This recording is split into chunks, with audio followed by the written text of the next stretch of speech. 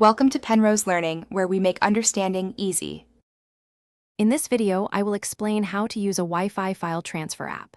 First, download a reliable Wi-Fi file transfer application on all devices you wish to use. Next, ensure both your sending and receiving devices are connected to the exact same Wi-Fi network. This is a crucial first step for establishing a connection. Finally, open the application on both devices to begin the process. This sets the stage for seamless file sharing. Once both apps are open, designate one device as the sender and the other as the receiver. The sending device will usually generate a unique connection code, often a 4-digit or 6-digit number, or a scannable QR code. The receiving device then uses its app to enter this code or scan the QR code. This action securely links the two devices, preparing them for the file exchange.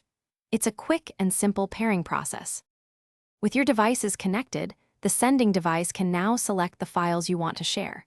Browse your device's storage and choose photos, videos, documents, or any other file type. After selecting, confirm your choices and tap the Send button.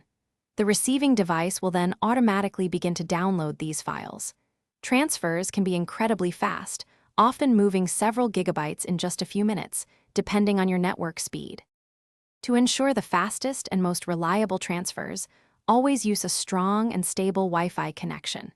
Keeping your devices relatively close to your Wi-Fi router can significantly improve transfer speeds. Also, consider closing any other applications that might be consuming a lot of network bandwidth on either device. This helps dedicate more resources to your file transfer. Enjoy the convenience of moving files wirelessly and efficiently between your devices. Thanks for watching. If this was helpful, leave a like and consider subscribing. See you next time.